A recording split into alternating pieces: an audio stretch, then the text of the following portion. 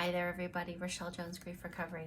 So, you are in the presence of someone going through something painful. Maybe it's a death. Maybe it's a death of a relationship. Maybe it's a death of a hope, a death of a dream, a death of an expectation, a death of their health, the way that they've known it before. You're going through something important with somebody. You see them feeling that. And the way I like to picture that is whoever's been hurt, whoever's hurting and grieving in this moment, let's picture them knocked down. The emotional wave was so big, it just knocked them down. And then they've got a bunch of like rocks and rubble on top of them, rocks and boulders and pebbles and different size weights that just don't feel good. And those weights consist of, all the things they wish they would have said differently. Each one of those is a rock or a boulder. All the things they wish the other person would have said or done differently. All of those would be a rock or a boulder. All the moments that they're afraid or sad that they're not going to have, those are more rocks and boulders, okay? And so I can go on and on, but you get the point. The person's pulled down and they're weighed down and compressed by the weight of all of these boulders. And so what the grief recovery method is, it's a very strategic plan of removing some of the weights and boulders caused by that wave that knocked them down, whatever that loss was. Loss of a friendship, loss of a hope, loss of a dream, loss of a health status, loss of an ideal job or a job in general, So we have a very strategic plan, but here's the thing, they're not in my class just yet. They're in your presence. And sometimes it could be so scary to not know what to do. So let's start here. You're in that method with someone, or you're in that moment with someone rather, and maybe you're familiar with the grief recovery method classes. This is not the time to say, you know what you need. No. This is the time to become that heart with ears. This is the time that they're telling you the things. They're telling you the story. They're telling you a piece of the story. They're telling you a series of stories. But what they're really wanting you to hear is how it felt for them. So your best response in that moment, your best action is to become a really good listener. Open up those ears. That's step number one. Step number two is engage your heart as your ears are receiving their information, their stories. Usually it's the stories that they're telling you.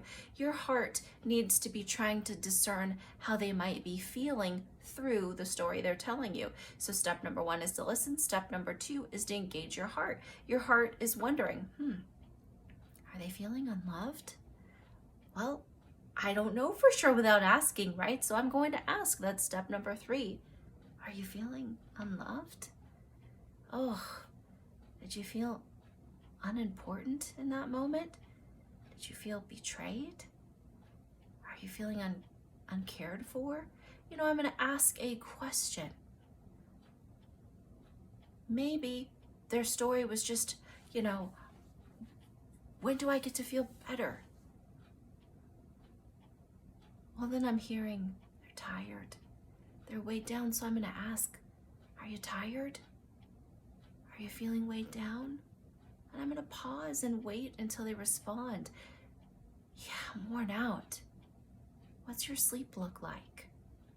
You see how I'm going forward with questions about them, about the griever, about how they might be feeling, how they might be affected, because our greatest goal is to allow the griever's heart to be heard.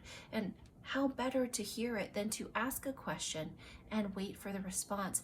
Our goal in this method needs to be to decrease that sense of isolation they're feeling, that loneliness, that ow, and nobody gets it, and I'm all by myself in this dark pit, weighed down and I can't breathe. Our goal is to increase participation. Not increase their listening so we can tell them what they need to do. It's to increase their participation in the moment. The best way to do that is to open your ears, engage your heart, respond with questions, hear their story as a means to hear their heart. Come back with a question. Do you feel unloved? Are you feeling abandoned? And if the story was about how long do it's a question, it's a lament. How long do I have to feel this way? Engage your heart and recognize, oh, they're tired. So ask them, are you worn out? What's your sleep look like? And wait patiently for the answer. I hope that's helpful for you, because guess what? Right when the wave knocks us down and all the pebbles and boulders find their way on top of us, especially right away, hey, there's never a time that's too early to begin recovery. But it might look different than what you're hoping. They're probably not going to pick up the phone and enroll in a grief recovery method class. The rocks and pebbles and boulders that might be being moved at that moment might simply be from the little path that you have dug for them that allows them to get a little bit of air, and maybe they can flick off one of those pebbles by responding with, yeah, I'm not sleeping at all, terrified to sleep. That's you helping them in that moment, even though they're not ready for a class.